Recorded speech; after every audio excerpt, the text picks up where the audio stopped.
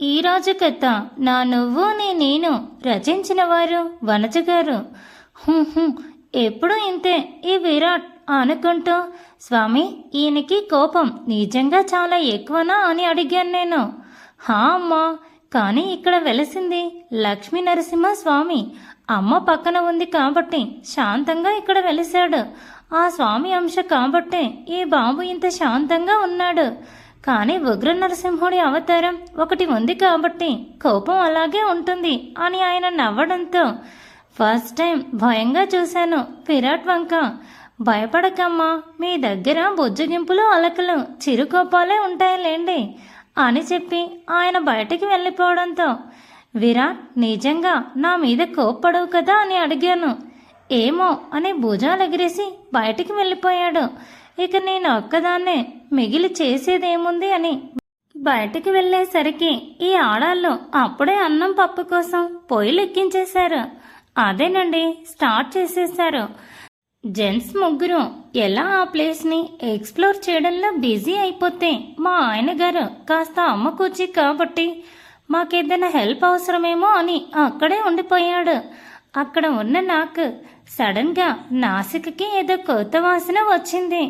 అది అందరినీ తాకేలోపు నేను గోల చేసేసాను. అత్తయ్య, ఏదో కొత్త వింతైన స్మెల్, అమ్మా స్మెల్ అని దానికి విమల అత్తయ్య, వసం ఇక్కడ మొగలి చెట్టు ఉంది, ఆ ఫ్లవర్ స్మెల్నే అది అని చెప్పి పొయ్యి కింద మంట తగ్గించి ఆ చెట్టు వైపు చూస్తూ ఉన్నారు. అది జడలో పెట్టుకోవచ్చా అని నేను అడిగితే తిక్క ప్రశ్నకి అత్తయ్యలో అమ్మ ఒకరినొకరు చూసుకుని ముసిముసిగా నవ్వుకున్నారు. ఆ నవ్వు ఎందుకో అర్థం కాక నేను విరాట్ దగ్గరికి వెళ్ళి, విరాట్ నాకు ఆ ఫ్లవర్ తెచ్చివ్వవా, చాలా బాగుంది చూడ్డానికి అని అడిగాను నేను. అది ఎందుకో అని అడిగాడు. తలలో పెట్టుకునేది అయితే పెట్టుకుంటాను, లేదా చూసుకుంటాను, తెచ్చివచ్చుగా అని అడిగాను. నో అన్నాడు. ఫే, నువ్వు కోసివ్వకపోతే నేను తెచ్చుకుంటా అంటూ వాటి దగ్గరికి వెళ్తున్న నాకు, వసు మొగలి పువ్వు వాసనకి పాములు ఈజీగా వస్తాయంట, ఇంకక్కడ ఉంది చెట్టు దగ్గర పాములు ఉంటాయి, ఊహించుకొని వెళ్ళు అని విరాట్ మాటలు వినపడటంతో, అమ్మో ఇక్కడికి వచ్చిన దగ్గర నుండి నాకు పాముల భయం తెగ పెడుతున్నారు ఏంట్రా అనుకున్నా. వద్దు అంటూ భయపడి ఆగిపోయాను నేను. విరాట్, నువ్వే ఒక పువ్వు కోసివ్వవా అని అడిగితే నీకెందుకే అని చెప్పి వెళ్ళిపోయాడు.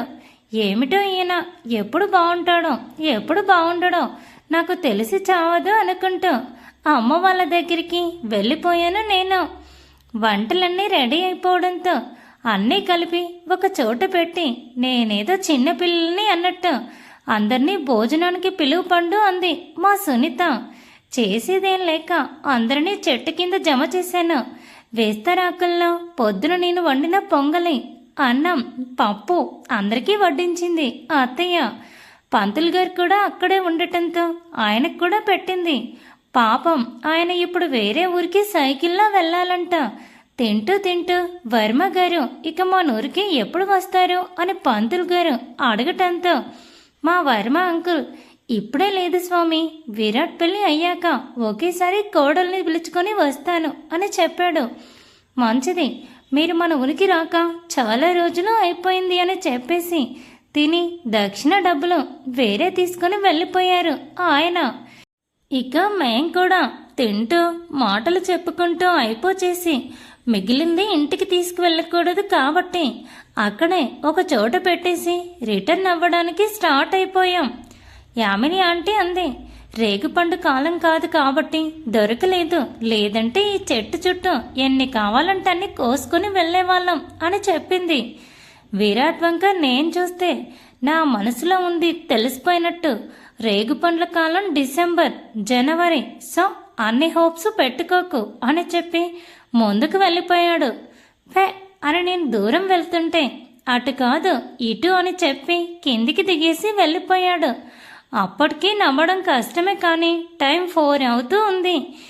ఇంకా యాజ్ యూజువల్ విరాట్ ముందు భాస్కర్ అంకుల్ వాళ్ళు వచ్చిన కార్ని తీసుకువెళ్ళి కొంచెం దూరంలో ఆపేసి మళ్ళీ మేమున్న కారు తీసుకొచ్చాడు. అందరం నిన్న కూర్చున్న ప్యాటర్న్లోనే కూర్చుని బయటికి వచ్చేసాం. ఇంకా మా ఊరి బాట పట్టేశాం అందరం. నేనైతే ఇక కూర్చోలేక విరాట్ మీదకి ఒరిగిపోతూనే ఉన్నాను. అంతవరకే గుర్తుంది, కానీ ఇల్లు వచ్చింది అని విమల అత్తయ్య లేపే వరకు నాకు మెలకువ రాలేదు. తీరా చూస్తే నేను విమల అత్తయ్య వల్ల ఉన్నాను. ఎలా అబ్బా ఇది అని ఆలోచిస్తున్నా. బ్యాగ్స్ తీసుకుని లోపలికి వెళ్ళగానే నా స్వెటర్ అక్కడే పడి ఉంది. విరాట్ నాకు దగ్గరగా వచ్చి శారీ చేంజ్ చేసుకోకుండా టెర్రస్ మీదకి రా, ఫేస్ వాష్ చేసుకొని అందరూ పడుకున్నాక అని చెప్పి వెళ్ళిపోయాడు. ఏమైనా గిఫ్ట్ తెచ్చాడా బెంగళూరు నుండి నా కోసమని? నిద్ర మప్పుతో నేను ఎప్పుడు వచ్చినా ఉండే రూమ్లోకి వెళ్ళాను. మామూలుగా అయితే ఇంటికి వెళ్ళిపోయే వాళ్ళమే, కానీ విమల అత్తయ్య ఉండమని చెప్పింది. అందుకే ఇంకా మా వాళ్ళు కూడా ఏం మాట్లాడకుండా వాళ్ళు ఎప్పుడూ ఉండే రూమ్లోకి వెళ్ళిపోయారు. అందరూ ఫుల్ టైర్డ్ అయ్యి మాకేం వద్దు అంటూ బెడ్లెక్కిస్తే నేను మాత్రం నిద్ర వస్తూ కూడా విరాట్ ఎందుకు రమ్మన్నాడు అని ఆలోచిస్తూ ఫేస్ వాష్ చేసుకుని కాస్త క్రీమ్ పౌడర్ రాసి బొట్టు పెట్టి టెర్రస్ మీదకి వెళ్ళాను. నేను డ్రెస్ చేంజ్ చేసుకోవద్దు అని చెప్పి విరాట్ మాత్రం ఏం చక్క నైట్ డ్రెస్లోకి మారిపోయాడు. విరాట్ ఎందుకు పిలిచావు అని నేను అడిగే లోపం తనే నన్ను దగ్గరికి లాక్కొని ఏ అడ్డు లేని వీపు మీద పెదవులు రాశాడు. అలాంటివన్నీ ఫీల్ అయితే నేను ది గ్రేట్ పాండుని కాదు కదా. అందుకే విరాట్, నేను నీ పక్కన ఉన్నదాన్ని అత్తయ్య వాళ్ళకి ఎలా వెళ్ళాను అని అడిగితే, హీ పిచ్చి, నేను ఏ మూడ్లో ఉన్నా నువ్వు ఏం క్వశ్చన్ అడుగుతున్నావే అన్నాడు చిరుపంటి ఘాటు భుజం మీద వేస్తూ. బాబా ప్లీజ్ చెప్పవా అని నేను అడిగితే, అందరం ఒక చోట టీ కోసం ఆగాం. నువ్వు అసలు ఈ లోకంతో సంబంధం లేకుండా నిద్రపోతూనే మీదికి పడిపోతుంటే నేనే నిన్ను వెనకాల కూర్చోబెట్టాను. డాడీ ఫ్రంట్ సీట్కి వచ్చాడు. చాలా అని చెప్పి నన్ను వదిలేశాడు విరాట్. అబ్బో చాలా ఉందే అంటూ నేను విరాట్ దగ్గరికి వెళ్ళి అతని చేతులు నా భుజం మీదుగా వేసుకుంటే మళ్ళీ తీసేశాడు. ఎందుకు తీస్తున్నావు అని నేను అడుగుతుంటే నా ముందు తన గుప్పిట పెట్టాడు. ఏంటా అంటే ఓపెన్ చేసి చూసుకోమన్నాడు విరాట్. అబ్బో అనుకుంటూ దాన్ని ఓపెన్ చేస్తే అందులో మొగులు పువ్వు ఉంది. విరాట్ థ్యాంక్ యూ అని నేను ఎగిరి విరాట్ని హగ్ చేసుకుంటే, మేడం ఇది ఇంకో దానికి కూడా యూజ్ అవుతుంది అన్నాడు. నేను ఆ పువ్వు తలలో పెట్టుకోవడానికి ట్రై చేస్తూ ఎందుకు అని అడిగాను.